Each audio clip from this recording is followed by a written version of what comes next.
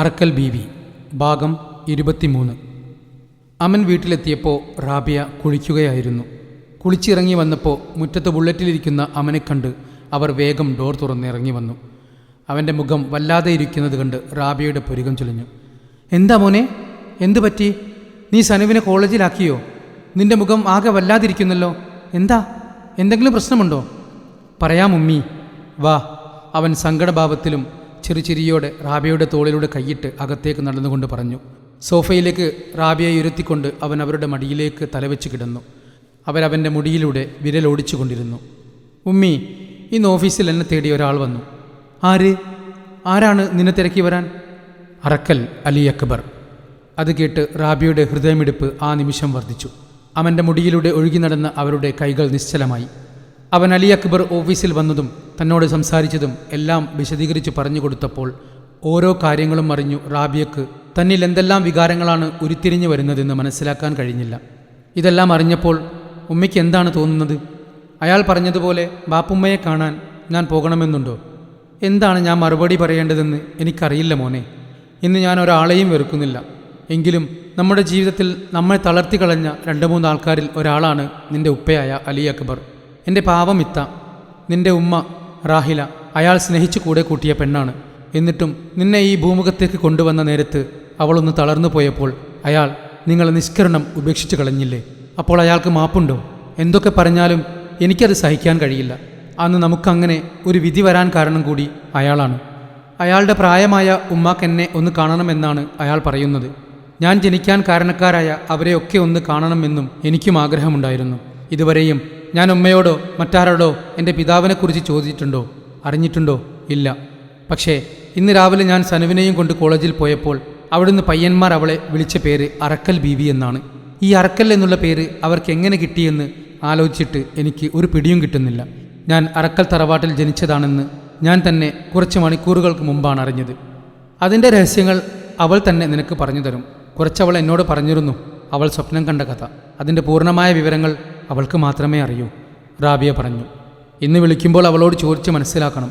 എന്തായാലും ഞാൻ ആ തറവാട്ടിലൊന്ന് പോകാൻ ആഗ്രഹിക്കുന്നു. ഉമ്മയുടെ സമ്മതമുണ്ടെങ്കിൽ മാത്രം.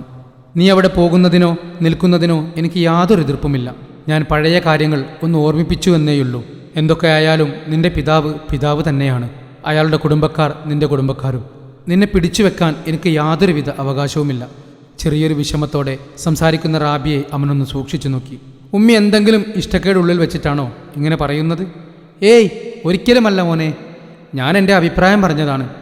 ഞാൻ അവിടെ പോവാൻ ആഗ്രഹിക്കാൻ കാരണം ഒന്ന് പ്രായമായ വലിയമ്മ. അവർ എന്നോട് തെറ്റൊന്നും ചെയ്തിട്ടില്ല എന്നാണ് വിശ്വസിക്കുന്നത്. പിന്നെ വലിയ തറവാട്ടുകാരാണല്ലോ അറക്കൽ തറവാടെന്ന് പറയുന്നത്. അതൊന്ന് കാണാനുള്ള ചെറിയൊരു ക്യൂരിയോസിറ്റി മാത്രം. അല്ലാതെ ഒരിക്കലും അവിടെ അരമണിക്കൂറിനപ്പുറം നിൽക്കാൻ ഞാൻ താല്പര്യപ്പെടുന്നില്ല. നിന്നെ പോറ്റി വളർത്തിയ എനിക്ക് നിന്നെ പിരിഞ്ഞിരിക്കാൻ ഒരു ദിവസം പോലും കഴിയില്ലടാ. നീ എൻ്റെ മോനാണ്. ഞാൻ നിന്നെ പ്രസവിച്ചില്ല എന്നല്ലേയുള്ളൂ. റാബിയക്ക് കണ്ണുകൾ നിറഞ്ഞു, കണ്ടമിടറി. ഒരിക്കലും ഈ ഉമ്മായെയോ സമതുപ്പായെയോ നിങ്ങളുടെ സ്നേഹത്തെയോ മറക്കാൻ എനിക്ക് കഴിയില്ലല്ലോ. അങ്ങനെയൊന്നും ഒരിക്കലും ഉമ്മ ചിന്തിച്ചു പോകരുത്. നമ്മുടെ വിധി അത് പടച്ചോൻ തീരുമാനിച്ചതല്ലേ. ഒരിക്കലും അതിനെ നമ്മൾ എതിർക്കരുത്. എങ്കിലും മാപ്പർഹിക്കുന്നവർക്ക് മാപ്പ് കൊടുക്കണമെന്ന് തന്നെയാണ് എൻ്റെ അഭിപ്രായം. അയാൾക്ക് അനന്തരാവകാശിയായി ഒരിക്കലും ഞാൻ അങ്ങോട്ട് പോവില്ല. അതോർത്ത് ഉമ്മി പേടിക്കണ്ട. പേടിയൊന്നുമില്ല മോനെ. നിന്നെ ഞാനല്ലേ വളർത്തിയത്. നിന്നെ എനിക്കറിയാം. അത് പറഞ്ഞുകൊണ്ട് അവർ അവൻ്റെ നെറ്റിയിലൊന്ന് മുത്തി. ഉപ്പ ഇപ്പോൾ ഇങ്ങോട്ട് വരുമെന്ന് പറഞ്ഞിരുന്നോ? ഉച്ചഭക്ഷണം കഴിക്കാൻ വരുമെന്ന് എന്നോട് പറഞ്ഞിരുന്നു. പക്ഷേ നീ വരുമെന്ന് യാതൊരുവിധ പ്രതീക്ഷയുമില്ലല്ലോ. എന്നോടൊന്നും പറഞ്ഞിട്ടില്ല. അയാൾ പോയി കഴിഞ്ഞപ്പോൾ എന്നെ നേരെ ഇങ്ങോട്ട് വിട്ടു. ചോദ്യവും പറച്ചിലുമില്ലാതെ ഞാൻ ഇങ്ങ് പോരുകയും ചെയ്തു. എനിക്കപ്പോൾ ഉമ്മയെ കണ്ടേ തീരൂ എന്ന ഒരൊറ്റ ചിന്തയായിരുന്നു ഉള്ളിൽ. അതുകൊണ്ട് ഞാൻ മറ്റൊന്നും ചിന്തിച്ചില്ല. അവൻ റാബിയയുടെ മടിയിൽ നിന്നും എണീറ്റ് അകത്തേക്ക് നടന്നുകൊണ്ട് പറഞ്ഞു. അവൻ നേരെ സ്റ്റെപ്പ് കയറി റൂമിലെത്തി. ഇട്ട ഡ്രസ്സ് പോലും മാറാതെ വേഗം കട്ടിലിൽ പോയി വീണു. അവിടെ കിടന്നപ്പോൾ ആ ബെഡിൽ നിന്നും വമിക്കുന്ന സ്മെൽ മൂക്കിലേക്കടിച്ചപ്പോൾ അവൻ്റെ മനസ്സിലേക്ക് ഒരു സുന്ദരി പെണ്ണിൻ്റെ മുഖം ഓടി വന്നു. അവളുടെ പുഞ്ചിരിക്കുന്ന മുഖം ഓർത്തപ്പോൾ തന്നെ എല്ലാ ടെൻഷനുകളും അവനിൽ നിന്നും പോയി മറഞ്ഞു. അവൻ ഫോണെടുത്ത് സമയം നോക്കി. 1:45.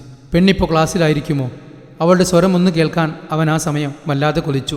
അവൾ അയച്ച പഴയ വോയിസ് മെസ്സേജ് റിപ്പീറ്റ് ചെയ്ത് കേട്ടുകൊണ്ട് അവൻ അങ്ങനെ കിടന്നു. 2 മണിയായപ്പോൾ സമദ് ഓഫീസിൽ നിന്നും വീട്ടിലേക്കെത്തി. അയാൾ വന്നപ്പോൾ വാതിൽ തുറന്ന റാബിയയോട് അയാൾ ചോദിച്ചു, അമ്മി എവിടെ പോയി? അവൻ ഓക്കെ ആയോ? അവൻ ദേ കുറച്ചു മുമ്പ് മുകളിലേക്ക് കയറിപ്പോയതേ ഉള്ളൂ. ആളോക്കെയാണ്. അവൻ്റെ സംസാരം കേട്ടിട്ട് അവൻ അവിടെയൊക്കെ ഒന്ന് കാണാൻ ആഗ്രഹിക്കുന്നത് പോലെ തോന്നുന്നു. അവനെ ഇഷ്ടമുണ്ടെങ്കിൽ അവൻ പോയിക്കോട്ടെ, അല്ലേ? അതെ അതെ, ഇത്രയും നാൾ അയാൾ ഒരു പിതാവിൻ്റെ സ്നേഹം അവനെ നിഷേധിച്ചു. ഇനി അയാൾ ആ സ്നേഹം കൊടുക്കാൻ തയ്യാറായാൽ നമ്മളായിട്ട് അത് അവനെ നിഷേധിക്കരുത്. അത് ശരിയാണെന്ന ധാരണയോടെ റാബിയ തലയാട്ടി. നമുക്ക് ഫുഡ് കഴിച്ചാലോ? അവനെ വിളിക്കണ്ടേ? ആ കഴിക്കാം, നീ എടുത്തു വെച്ചോ, ഞാൻ അവനെ വിളിച്ചു വരാം. അതും പറഞ്ഞുകൊണ്ട് സമദ് സ്റ്റെപ്പ് കയറി. വാതിൽ തുറന്നു വെച്ചുകൊണ്ട് ഫോണിൽ കളിക്കുന്ന അവൻ്റെ അടുത്തേക്ക് ചെന്ന അയാൾ വിളിച്ചു. അമി വന്നേ, ഫുഡ് കഴിക്കാം. അത് കഴിഞ്ഞ് നമുക്ക് രണ്ടുപേർക്കും ഒരു സ്ഥലം വരെ പോകാനുണ്ട്. പെട്ടെന്ന് അയാളുടെ ശബ്ദം കേട്ട് അമൻ സ്ഥലകാലബോധം വീണ്ടെടുത്തു. സനവിൻ്റെ കുറുമ്പും നിറഞ്ഞ സംസാരം കേട്ടുകൊണ്ടവൻ വേറെ ഒരു ലോകത്തായിരുന്നു. ആ ഉപ്പാ, ദാ വരുന്നു. അവൻ വേഗം മുഖം കഴുകി ഒന്ന് അമർത്തി തുടച്ചു സമദിൻ്റെ പിന്നാലെ ചെന്നു. 3 പേരും കൂടി ഫുഡ് കഴിക്കാനിരുന്നു. അവർക്ക് 3 പേർക്കും സനവിനെ മിസ് ചെയ്യുന്നുണ്ടായിരുന്നു. മോളോട് ഹോസ്റ്റലിൽ നിൽക്കാതെ ഇങ്ങോട്ട് വരാൻ പറഞ്ഞാൽ മതിയായിരുന്നുല്ലേ? അവളില്ലാഞ്ഞിട്ട് എന്തോ പോലെ. അതെ അതെ, സമദ് ശരിവെച്ചു. അവനത് കേട്ട് പുഞ്ചിരിച്ചു. അവൻ്റെ ഉള്ളിൽ അപ്പോഴും സനവിൻ്റെ കിന്നാരങ്ങൾ കേട്ടുകൊണ്ടിരുന്നു. ആദ്യമൊക്കെ എനിക്ക് അങ്ങനെ ആയിരുന്നു, പിന്നീട് അത് ശീലമായി. ഇപ്പോൾ വീട്ടിൽ വരുമ്പോൾ വാതിൽ തുറന്നു വരാൻ ഒരാളുള്ളത് എത്ര സന്തോഷമുണ്ടാക്കുന്നുണ്ട് എന്നറിയുമോ? സമദ് വീണ്ടും പറഞ്ഞു. അയാളുടെ വാക്കുകളിലെ സങ്കടവും സന്തോഷവും തിരിച്ചറിഞ്ഞ റാബിയ അയാളുടെ കയ്യിൽ തൻ്റെ കൈ ചേർത്ത് പിടിച്ച് കണ്ണു ചെമ്മി കാണിച്ചു. വൈകുന്നേരം ഹോസ്റ്റലിലെത്തി ഫ്രീ ആയ സമയം സനു അമനെ വിളിച്ചു. റൂമിൽ അവളുടെ കോളും കാത്തിരുന്ന അമൻ അറ്റൻഡ് ചെയ്തു ചെവിയോട് ചേർത്തു. ഹലോ അറക്കൽ ബീവി. എന്താ ഇക്ക അങ്ങനെ വിളിച്ചത്? അതോ നീ അറക്കൽ തറവാട്ടിലെ ബീവി ആയതുകൊണ്ട്? ചിരിച്ചുകൊണ്ട് അമൻ പറഞ്ഞു. അവൻ പറയുന്നത് മനസ്സിലാവാതെ സനു ആലോചനയിലാണ്ടു നിന്നു. ചിരിച്ചുകൊണ്ട് അമൻ പറഞ്ഞു. ഹലോ പെണ്ണേ, നീ പോയോ? ഇല്ല, ഞാൻ ആലോചനയിലാണ്ടു നിന്നുപോയി, അതാ. അപ്പോൾ ശരിക്കും ഇക്ക അറക്കൽ തറവാട്ടിലെ ആണോ? അതെ, ഞാൻ അറക്കൽ തറവാട്ടിലെ അലി അക്ബറിൻ്റെ മകൻ ഷഹബാസ് അമൻ. അവൻ പറഞ്ഞത് കേട്ട് സനു വീണ്ടും കൺഫ്യൂഷനായി. ഈ കാര്യം ഇപ്പോൾ നിങ്ങൾ എവിടുന്നാ അറിഞ്ഞത്? അത് പറയാം. അതിനു മുമ്പ് നിന്നെ അറക്കൽ ബീവി എന്ന് കോളേജിലെ കുട്ടികൾ വിളിക്കാൻ കാരണമെന്താ? അത് പറ. അതൊരു സ്വപ്നത്തിൻ്റെ കഥയാണിക്ക. നമ്മൾ പരിചയപ്പെടുന്നതിൻ്റെ 1 വർഷം മുമ്പ് എൻ്റെ സ്വപ്നത്തിലൂടെ അറക്കൽ അമൻ വരുമെന്നും എന്നെ നിക്കാഹ് ചെയ്യുമെന്നും ഒരു സൂഫി വര്യൻ അറിയിച്ചു. എന്നും നീ അറക്കൽ അമൻ്റെ പെണ്ണാണ് എന്ന് വന്ന് പറയും. അവൾ പറഞ്ഞത് കേട്ട് അമൻ അത്ഭുതപ്പെട്ടു. അതെന്താ അങ്ങനെ ഒരു സ്വപ്നം? എന്നിട്ട് അവൻ ആകാംക്ഷയോടെ ചോദിച്ചു. എന്നിട്ടെന്താ? അത് കേട്ട് ഞാൻ അറക്കൽ അമൻ എന്ന പേരിനെ സ്നേഹിച്ചുപോയി. ആരാണെന്നോ എന്താണെന്നോ അറിയാതെ ആ പേര് എൻ്റെ ഉള്ളിൽ അങ്ങ് തറച്ചു കയറി കഴിഞ്ഞിരുന്നു. ഞാൻ സ്വപ്നത്തെക്കുറിച്ച് ഫൗസിയോട് സ്ഥിരമായി പറയാറുണ്ട്. കുറേ കോളേജ് പിള്ളേർ എൻ്റെ പിന്നാലെ നടക്കാറുണ്ടായിരുന്നു. അവർ വല്ലാത്ത ശല്യവുമായിരുന്നു. അവരുടെ ശല്യം ഒഴിവാക്കാൻ വേണ്ടി ഒരു ദിവസം ഫൗസി അവരോട് പറഞ്ഞതാ ഇവൾ അറക്കൽ ബീവിയാണെന്ന്. ശേഷം എന്നെ അവർ ബുദ്ധിമുട്ടിച്ചിട്ടില്ല. ആഹാ, കൊള്ളാലോ. അപ്പോൾ ഞാൻ അറിയുന്നതിന് മുമ്പ് നീ അറക്കൽ അമനാണ് ഞാനെന്ന് അറിഞ്ഞിരുന്നു അല്ലേ? ആദ്യമൊന്നും എനിക്കറിയില്ലായിരുന്നു. അറക്കലാണെന്ന് ഇന്നാണ് അറിഞ്ഞത്. നമ്മൾ അന്ന് ഡ്രസ്സ് എടുക്കാൻ പോയില്ലേ? അന്നാണ് ഇക്കാൻ്റെ പേരിൽ അമൻ എന്നുകൂടിയുണ്ടെന്ന് ഞാൻ മനസ്സിലാക്കിയത്. അപ്പോഴൊന്നും ഞാൻ ഇക്കാൻ്റെ പെണ്ണാകുമെന്ന് ഞാൻ കരുതിയിട്ടില്ല. അപ്പോൾ മറ്റേ ആളുമായി എന്നെ നിക്കാഹ് ഉറപ്പിച്ചതല്ലേ? അപ്പോൾ യാദൃശ്ചികം മാത്രമല്ല അല്ലേ നമ്മുടെ നിക്കാഹ്? ആദ്യം നീ തന്നെ സ്വപ്നം കണ്ടിട്ടുണ്ടെങ്കിൽ അത് ആദ്യമേ പടച്ചവൻ തീരുമാനിച്ചതല്ലേ? അത് സ്വപ്നത്തിലൂടെ നിന്നെ അറിയിക്കുകയും ചെയ്തു. അതെ, നിക്കാഹ് തീരുമാനിച്ചെങ്കിലും എൻ്റെ സ്വപ്നത്തിൽ അറക്കൽ അമൻ നിറഞ്ഞു നിൽക്കാറുണ്ടായിരുന്നു. ഒരു തവണ നമ്മുടെ നിക്കാഹ് കഴിഞ്ഞതായി ഞാൻ സ്വപ്നം കണ്ടിട്ടുണ്ട്. പക്ഷേ മുഖം എനിക്ക് അത്ര ക്ലിയർ ഇല്ലായിരുന്നു.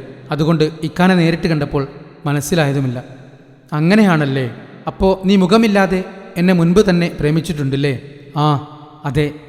പിന്നെ എനിക്കും കള്ളച്ചെറുക്കൻ ഒരു സുർമക്കണ്ണിനെ പ്രേമിച്ച കഥ കേൾക്കാനുണ്ട്. വേഗം പോന്നോട്ടെ. ആ കഥ അതെങ്ങനെ നീ അറിഞ്ഞു? അതൊക്കെയുണ്ട് മോനെ, വേഗം കഥ പോന്നോട്ടെ. ഞാൻ മലപ്പുറം യത്തീംഖാനയിലുള്ള സമയം. അവിടെ സ്ഥിരമായി എല്ലാ സൺഡേയും ഒരു പെൺകുട്ടി വരും, കയ്യിൽ നിറയെ സ്വീറ്റ്സും മറ്റുമായിട്ട്. അന്ന് അവൾ ഏകദേശം 8ാം ക്ലാസ്സിലൊക്കെ ആയിരിക്കും. എനിക്കും കിട്ടും അവൾ കൊണ്ടുവന്നതിൽ ഒരു ഓഹരി. ഞാൻ അവളുടെ മുമ്പിലേക്ക് പോവാറില്ലെങ്കിലും ആ സുറുമ വരച്ച കണ്ണുകൾ എന്നെ വല്ലാതെ ആകർഷിച്ചു. കൗമാരക്കാരൻ്റെ മനസ്സിന് നിറം പകരാൻ ആ സുറുമക്കണ്ണുകൾക്ക് കഴിഞ്ഞു. ഓരോ ആഴ്ച കഴിയാൻ ഞാൻ കാത്തിരുന്നു. കണ്ണുകളിലേക്ക് നോക്കിയാൽ പിന്നെ ചുറ്റുമൊന്നും കാണില്ല എന്ന പോലെ അവളുടെ മുഖത്തേക്ക് ഞാൻ ശ്രദ്ധിക്കാറില്ല. പിന്നെ അവൾ നിക്കാബ് ധരിച്ചു തുടങ്ങി. എങ്കിലും സുറുമക്കണ്ണുകൾ ഞാൻ നോക്കിക്കൊണ്ടിരുന്നു. ഞങ്ങൾ അവിടെ നിന്ന് പോന്നിട്ടും ആ സുറുമക്കണ്ണുകൾ മാത്രം എൻ്റെ മനസ്സിൽ ഇടയ്ക്ക് തെളിഞ്ഞു വന്നു. വർഷങ്ങൾക്ക് ശേഷം ഞാൻ എൻ്റെ പ്രിയപ്പെട്ട ആ സുറുമക്കണ്ണുകൾ വീണ്ടും കണ്ടു. അന്ന് ഹോസ്പിറ്റലിൽ വെച്ച്. അവൻ പുഞ്ചിരിയോടെ പറഞ്ഞു നിർത്തി. കേട്ടപ്പോൾ അവളുടെ ചുണ്ടിലും ചെറു മന്ദഹാസം വിരിഞ്ഞു. ഞാൻ ഇക്കാൻ്റെ മുറിയിൽ കയറിയപ്പോൾ ഒരു ഡയറി നിറയെ സുറുമക്കണ്ണുകളെ വരച്ചു വെച്ചത് കണ്ടു. അവ കണ്ടപ്പോൾ അതെൻ്റെ കണ്ണുകളാണെന്ന് എനിക്ക് ചെറിയൊരു ഡൗട്ട് തോന്നി. അപ്പോൾ ഞാൻ ആ ഡയറി ഒന്നും കൂടി മറിച്ചു നോക്കി. അപ്പോൾ നമ്മൾ രണ്ടുപേരെയും വേറെ വരച്ചു വെച്ചിട്ടുണ്ട്. ഞാൻ ഉറപ്പിച്ചു എന്തോ ഇതിൻ്റെ പിന്നിൽ ഒരു രഹസ്യമുണ്ടാകുമെന്ന് തോന്നി. അങ്ങനെ ചോദിച്ചതാ. ആ പിന്നെ നിനക്ക് കേൾക്കണ്ടേ, ഞാൻ അറക്കൽ തറവാട്ടിലെ ആളാണ് എന്നെങ്ങനെയാണ് മനസ്സിലാക്കിയത് എന്ന്? വേണം, അത് വിട്ടുപോയി. എൻ്റെ ഉപ്പ ഇന്ന് എന്നെ കാണാൻ ഓഫീസിൽ വന്നിരുന്നു. ഇന്ന് നടന്നതെല്ലാം അവൻ അവളോട് തുറന്നു പറഞ്ഞു. സനുവിന് വല്ലാത്തൊരു സങ്കടവും കൂടെ സന്തോഷവും തോന്നി. എന്നിട്ടിക്ക പോകാൻ തീരുമാനിച്ചോ? അതെ, തീരുമാനിച്ചു. എന്നെ അവർ തള്ളിക്കളഞ്ഞെങ്കിലും അതെൻ്റെ നന്മയ്ക്ക് വേണ്ടിയായിട്ടായിരിക്കും പടച്ചവൻ അങ്ങനെ ഒരു വിധി തന്നത് എന്നാണ് ഞാൻ കരുതുന്നത്. എന്തായാലും ഒരു തവണ അവിടെ ഒന്ന് പോകാൻ ഞാൻ തീരുമാനിച്ചു. നീ പോരുന്നോ എൻ്റെ കൂടെ? ഞാനെങ്ങുമില്ല, ഇക്ക തന്നെ അങ്ങ് പോയാൽ മതി. ശരി, അതൊക്കെ പോട്ടെ. അവിടെ എന്താ വിശേഷം? പിന്നെ നിനക്ക് കുഴപ്പമൊന്നും ഉണ്ടായിട്ടില്ലല്ലോ? ഏയ്, ഒരു പ്രശ്നവുമില്ല. ഇക്ക പിന്നെ കേസ് പോയി കൊടുത്തോ? ആ കൊടുത്തു. എന്തേ? അല്ല, അയാൾക്കെതിരെ കേസുണ്ടായാലും കുറച്ചു കഴിയുമ്പോൾ അയാൾ ജാമ്യത്തിൽ ഇറങ്ങുമല്ലോ. അപ്പോൾ അയാൾക്ക് വീണ്ടും നമ്മളോട് പക കൂടില്ലേ? അയാൾ വീണ്ടും വന്നാലോ? വരുമ്പോൾ അല്ലേ, അതപ്പോൾ നോക്കാം. ഒന്ന് ഞെട്ടിക്കാനേ ഞാൻ പോലീസിനോട് പറഞ്ഞുള്ളൂ. അയാളുടെ കയ്യും കാലും പാസർ ഇട്ടേക്കുക. നമ്മുടെ ചെക്കന്മാർ പൊളിയാ, അവർ അയാളെ നന്നായി പെരുമാറിയിട്ടുണ്ട്. എന്തായാലും ഇതുവരെ അവർക്കെതിരെ അയാൾ കേസ് കൊടുത്തിട്ടില്ല. അതുകൊണ്ട് അവർ രക്ഷപ്പെട്ടു. അതെയോ? പിന്നെ ഉപ്പ പറയുന്നത് കേട്ടല്ലോ, അയാളുടെ വീട്ടിൽ പോകണമെന്ന്. നിങ്ങൾ രണ്ടും വഴക്കിനൊന്നും പോകണ്ടട്ടോ, എനിക്ക് പേടിയാ.